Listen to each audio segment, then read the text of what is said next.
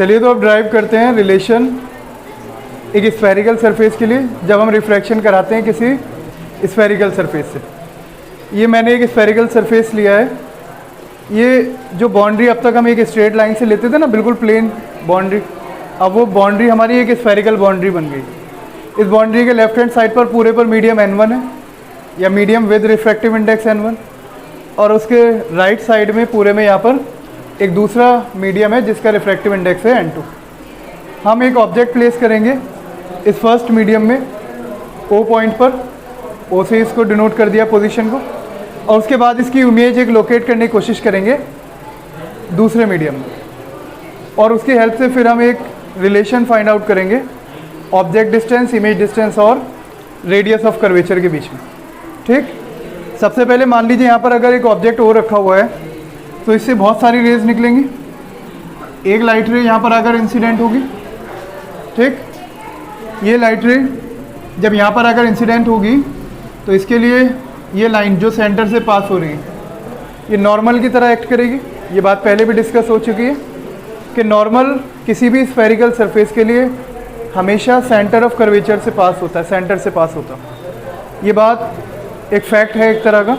किसी भी सर्किल की बात कर लीजिए आप या स्फेयर की बात कर लीजिए, सेंटर से बनी हुई लाइन हमेशा सरफेस पर जाकर परपेंडिकुलर होती है, और कोई भी परपेंडिकुलर आप सरफेस पर कहीं भी बना दें वो सेंटर से ज़रूर पास होती है। दोनों ही बातें ट्रू। ठीक, तो अगर मैं किसी भी पॉइंट पर नॉर्मल बनाऊंगा, यहाँ नीचे नॉर्मल बनाऊंगा, वो भी सेंटर से पास होगी, और किसी और पॉइंट पर भी अगर परपेंडिकुलर ड्रॉ करूंगा तो वो भी सेंटर से पास होगी। इधर क्लियर? तो इसका मतलब ये सेंटर से पास होने वाली लाइन ये बन जाएगी आपके नॉर्मल, और ये वाला एंगल जो यहाँ पर दिखाई दे रहा है आपको, इंसिडेंट रे जो एंगल बना रही है नॉर्मल के साथ, ये हो जाएगा हमारा एंगल ऑफ इंसिडेंस। इसको हम आई से मार्क कर लेते हैं। ठीक है, इतनी बात। ये लाइट रे जब सेकंड मीडियम में एंटर करेगी, suppose that our second medium is a denser medium, ये कोई डेंसर मीडियम है, और डेंसर मीडियम में light ray towards the normal bend हो जाती है।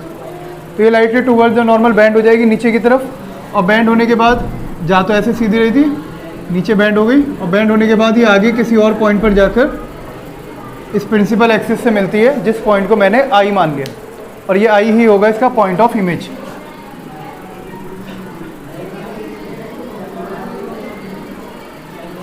याद रहेगी बात? इस पॉइंट को यहाँ पर ये जो पॉइंट है लेट इट बी एन, और यहाँ से एक परपेंडिकुलर ड्रॉ कर लीजिए आप जो कि पी के बहुत पास होगा।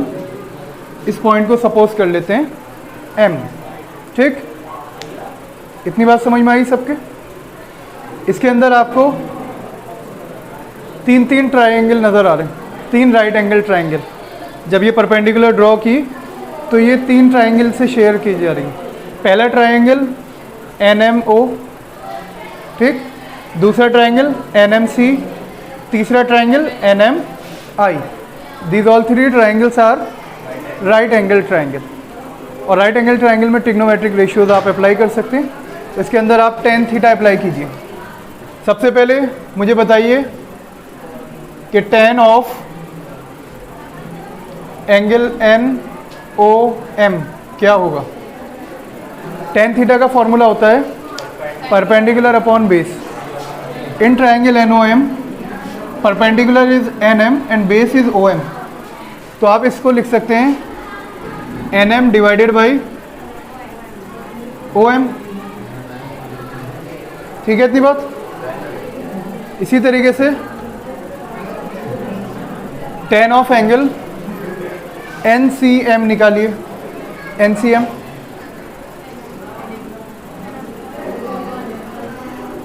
अगर आप NCM tan देखें तो ये ट्रायंगल NCM में ही बन रहा है, और ट्रायंगल NCM के अंदर कार्तिक परपेंडिकुलर तो ये हो गया NM और बेस हो गया MC, दोनों को डिवाइड कर दीजिए। NCM हो जाएगा NM upon MC। Now third triangle, उसके अंदर आपका एंगल बन रहा है NIM, इसका भी tan निकाल दीजिए, tan NIM। ये ट्रायंगल NIM में ही बनेगा। इसके अंदर परपेंडिकुलर वही है NM, और बेस हो जाएगा MI। तो ये हो जाएगा परपेंडिकुलर अपॉन बेस के हिसाब से NM divided by mi, and also for small angles tan theta is also equal to approximately equal to theta. तो स्मॉल एंगल वाली अप्रोक्सीमेशन अगर मैं यहाँ पर लगाऊं, for small angles tan theta and sin theta दोनों ही अप्रोक्सीमेटली थीटा के equal होते हैं। ठीक, अगर ये अप्रोक्सीमेशन यूज़ की जाए यहाँ पर tan theta approximately equal to theta, तो ये जो tan ऑफ NOM लिखा हुआ है इसकी जगह पर आप सीधे एंगल NOM लिख सकते हैं, जिसकी वैल्यू लगभग NM अपॉन OM के बराबर आ जाएगी। और यहाँ पर NCM की वैल्यू NM अपॉन MC के बराबर आ जाएगी, NIM की वैल्यू NM अपॉन MI के बराबर है। ठीक है, इतनी बात। इसमें एक चीज़ और देखिए आप ध्यान से, इसमें पूरे ट्रायंगल में, इस पूरे डायग्राम में एंगल ऑफ इंसिडेंस नज़र आ रहा है आपको। ये एंगल ऑफ इंसिडेंस जो है I, ये इस वाले ट्रायंगल का, ये जो NCO ट्रायंगल दिख रहा है, इस NCO ट्रायंगल का एक्सटीरियर एंगल है। किसी भी ट्रायंगल में अगर आप किसी भी साइड को ऐसे आगे प्रोड्यूस कर देते हैं तो ये जो एंगल बनता है ये कहलाता है एक्सटीरियर एंगल। और ये exterior angle opposite interior angles के सम के बराबर होता। इसके बराबर वाला एंगल ये छोड़ दो, बचे हुए जो दो हैं उनको प्लस करोगे तो इसी के बराबर आएगा। ये चीज़ हम इस ट्रायंगल में अप्लाई करने जा रहे हैं। ठीक, in triangle NCO angle I is exterior angle, and using the property of exterior angle I can write it as angle I equal to angle NCM plus angle NOM। याद रहेगी बात? कोई दिक्कत तो नहीं इसमें किसी को? इसको आप इक्वेशन नंबर 1 बना लीजिए। ठीक, अभी हम सारा डेटा कलेक्ट कर रहे हैं 1 बाय 1 ट्रायंगल की प्रॉपर्टीज अप्लाई कर कर। अब एक और ट्रायंगल नज़र आ रहा है आपको, ये वाला ट्रायंगल देखिए, NCI दिख रहा है। यहाँ पर ये वाला एंगल जो है ये नॉर्मल जा रही है, और नॉर्मल के साथ ये जो रिफ्रैक्टेड रे एंगल बनाती है इसको कहते हैं एंगल ऑफ रिफ्रैक्शन। ठीक, इस ट्रायंगल NCI में एंगल ये वाला, this angle is exterior angle, it means this angle will be equal to the sum of R and NIC या NIM, दोनों के सम के बराबर होगा। तो again using the property of exterior angle in triangle NCI,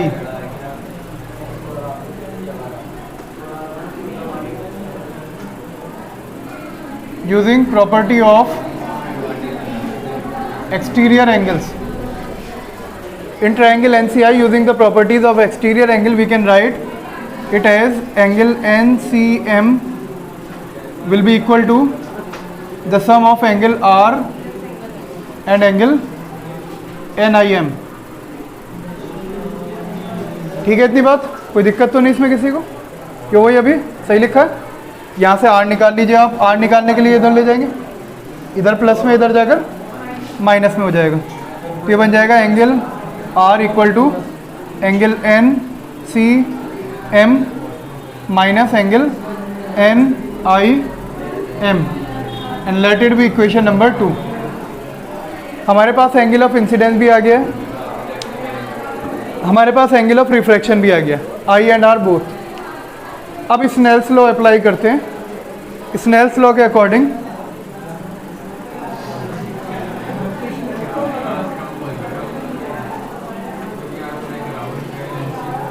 Snell's law says that sin I upon sin R is equal to N2 upon N1। क्यों भाई? Snell's law ये कहता है sin I upon sin R N2 upon N1 के बराबर होंगे। इनको cross multiply कर दीजिए और ये वाला अप्रॉक्सीमेशन यूज़ करिए that for small angle sine theta is approximately equal to theta. तो using this approximation we can write it as n1 into i equal to n2 into r लिख सकते हैं। आई की जगह साइन आई की जगह पर आई लिख दिया है लगभग, और साइन आर की जगह पर लगभग आर लिख दिया, और जिससे हमारा आई साइन आई की जगह पर और साइन आर की जगह पर सीधे सीधे आई और आर आ गया। ठीक है कार्तिक, अब यहाँ पर ये आई और आर की वैल्यूज़ पुट कर दीजिए जो आपने इक्वेशन 1 और 2 में निकाली using equation number 1 and 2। Equation number 1 और 2 यूज़ कीजिए।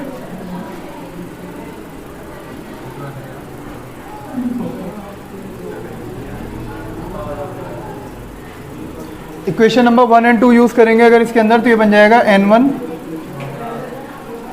आई की वैल्यू कितनी है, angle N C M plus angle N O M equal to n2 are.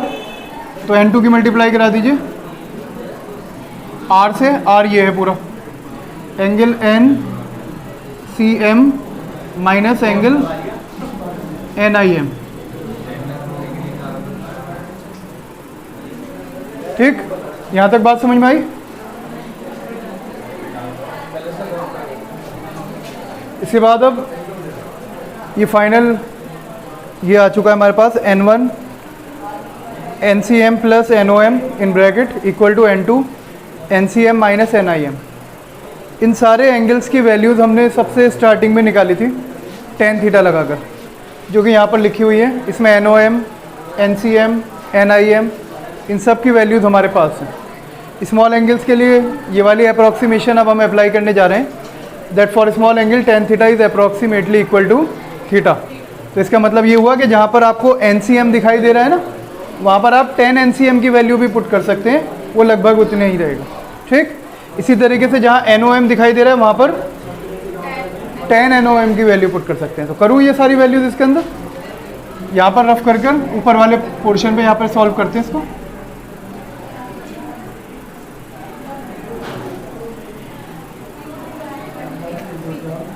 One by one में वैल्यूज़ रख रहा हूँ, आप लोग ध्यान से देखिए। n1 एक लाइन तो यहीं पर आ जाएगी नीचे, ये चलो ऊपर n1 एन सी एम दिखाई दे रहा है, ये रहा nm अपॉन एम सी, इसको लिख दीजिए nm अपॉन एम सी। इसके बाद है प्लस एन ओ एम दिख रहा है nm अपॉन ओ एम, इसकी जगह nm अपॉन ओ एम लिख देंगे इक्वल टू n2 के बाद NCM आ गया again nm upon M C minus NIM कितना दे रखा है nm अपॉन एम आई, ये पुट कर देंगे इसकी जगह पर। इस पूरी इक्वेशन में हर एक फ्रैक्शन का न्यूमरेटर आप कंपेयर कीजिए, हर न्यूमरेटर में आपको एक ही चीज़ दिखाई देगी NM। लेफ्ट हैंड साइड में भी, लेफ्ट हैंड साइड में NM कॉमन ले लीजिए, राइट हैंड साइड पर भी वो कॉमन लेने के बाद दोनों एक दूसरे को डिवाइड कर देंगे। ठीक है, अब NM बिल्कुल गायब हो जाएगी, सब डिवाइड हो गए, कॉमन लेकर इसको काट दिया हमने। ठीक है भाई, याद रहेगा। इसके बाद n1 को अंदर मल्टीप्लाई कीजिए, ये बन जाएगा n1 upon M C plus n1 upon O M equal to n2 upon M C minus n2 upon M I. इस डायग्राम में ज़रा ध्यान से देखिए आप, कुछ चीज़ें निकालनी है इसमें से, ऑब्जेक्ट डिस्टेंस, इमेज डिस्टेंस और रेडियस, सब चीज़ों को अकॉर्डिंग टू साइन कन्वेंशन जो आपने सीखे थे लिखने की कोशिश करते हैं। इस डायग्राम में ये O से M तक का डिस्टेंस नज़र आ रहा है, अप्रॉक्सीमेटली OP के इक्वल ही है क्योंकि P and M are near to each other. तो आप ये जो OM है इसको U लिख सकते हैं, मान लेते हैं ऑब्जेक्ट डिस्टेंस को हम U से डिनोट कर रहे हैं, और क्योंकि ये लेफ्ट साइड में मेज़र हो रहा है और हमारी जो इंसिडेंट रे है ये जा रही है इधर राइट साइड में, अपोजिट टू इंसिडेंट रे, इसका मतलब इसको माइनस में लेना पड़ेगा, तो OM हो जाएगा माइनस U के बराबर। सेकेंड थिंग, MC, ये PC के बराबर है लगभग। MC की जगह पर आप R लिख सकते हैं, ये रेडियस ऑफ कर्वेचर है इसकी, सेंटर से पोल तक का डिस्टेंस। तीसरी चीज़ है ये MI, ये इमेज का डिस्टेंस है सरफेस से। इमेज के डिस्टेंस को V से डिनोट करते हैं, तो इसको आप MI को लिख सकते हैं V। और R और V दोनों राइट साइड पर हैं, इसलिए पॉजिटिव रहेंगे। U लेफ्ट साइड पर है, इसलिए वो नेगेटिव रहेगा। वो अपोजिट डायरेक्शन में मेजर होगा, ये दोनों सेम डायरेक्शन में मेजर होंगे। इसमें कोई दिक्कत तो नहीं किसी को? ये सारी वैल्यूज़ यहाँ पुट कर दीजिए आप। ये हो जाएगा N1 upon R plus N1 upon minus के U equal to N2 upon R minus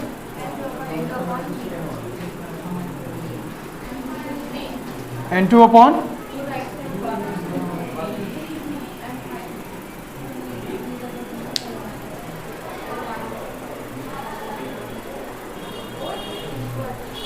इसके बाद ये R वाले जो है दोनों टर्म इनको एक तरफ ले आते हैं और इसको उधर ले जाएंगे।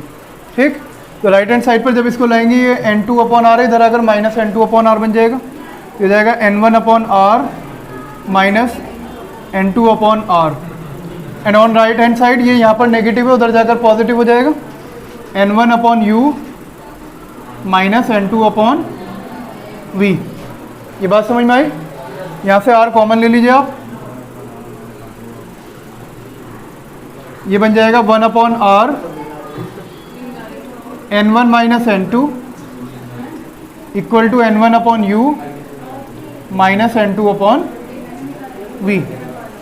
ठीक, चाहो तो इसमें से N1 भी कॉमन ले लो या ऐसे ही छोड़ दो बस। ठीक, ये होता है फॉर्मूला